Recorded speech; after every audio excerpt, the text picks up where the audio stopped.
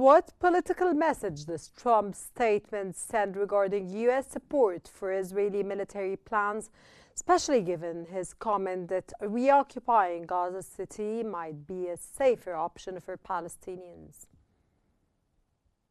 The Americans, from the beginning, they give unlimited support, they give advice.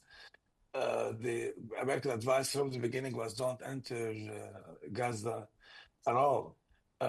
If you want to punish people who attacked, then you just punish them in a targeted attack, not in an invasion. But the October 7th attack was a golden opportunity for them to take over Gaza and kick the people out. And the American side was on the same page, I think, because in the budget during the Biden presidency, in the budget there was an item that there will be money given to countries that take the Palestinians from Gaza. But then President Sisi had the brilliant idea to counter the fake concern for the Palestinians, because the Americans and the Israelis were saying, oh, let's get them out during the fighting. But then to get this, President Sisi said, well, if you're concerned, why don't you take them to the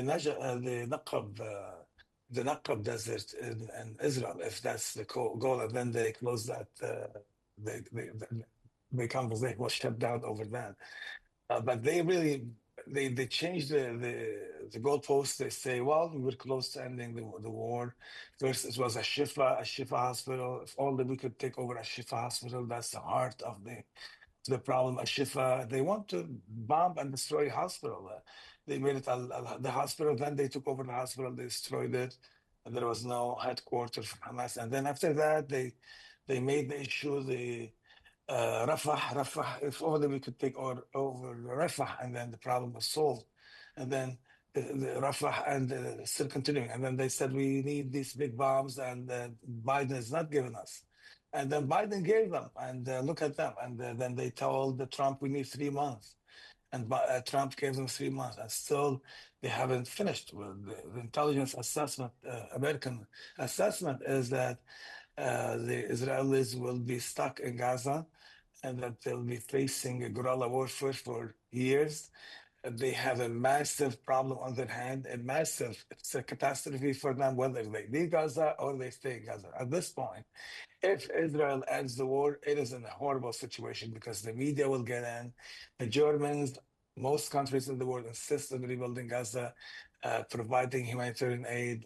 No one leaves Gaza. People stay there. So they'll find themselves in a position where they are even more scandalized by Gaza. If they continue fighting in Gaza, they'll have more Israelis die, the hostages die, more suffering on the Palestinian side, more stigma for Israel, more pariah state. So really, they are in a horrible situation, and because of the arrogance, and because the unrealistic goals they had from the beginning.